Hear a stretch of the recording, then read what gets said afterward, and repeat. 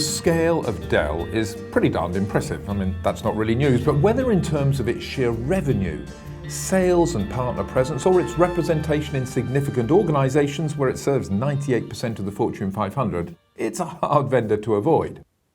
But it hasn't always had a defined attitude to match its definite aptitude.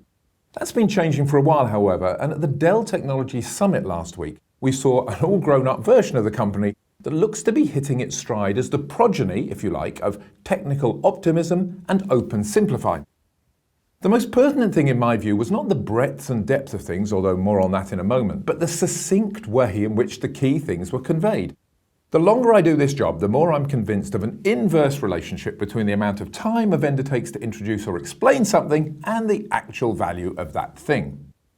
Dell, as in Michael, had the three key points of the event on the screen and essentially dealt with in just a few minutes. Whether he was talking about Moonshot, Dell Technologies On Demand, or Dell EMC Power One, the essence and value was crystal clear, extensive, and compelling. Now, while you can read and watch plenty about all these in myriad other sources, here's the nutshell versions. Moonshot is Dell's encapsulation and embrace of significant social advances over the next decade. Stretch goals that cover sustainability, gender employment equality, improving lives, and ethics and privacy or privacy, depending on your preference. Dell Technologies On Demand is self-explanatory, and more importantly has very few asterisks, as the program covers most Dell Technologies offerings and is backed by Dell's significant financial clout. Jeff Clark was able to cover it really well in under 5 minutes, I think, and that, by my rules, makes it a very powerful statement. And Dell EMC Power One was the centerpiece product introduction, a sophisticated and scalable converged infrastructure platform that leads with its automation. Now, of course, there were breakouts and deep dives on a whole host of topics, everything from CFO Tom Sweet, CFO, talking about the value of brand and reputation to Dell's financial success, through to analysis of Dell's cloud and edge thoughts and plays.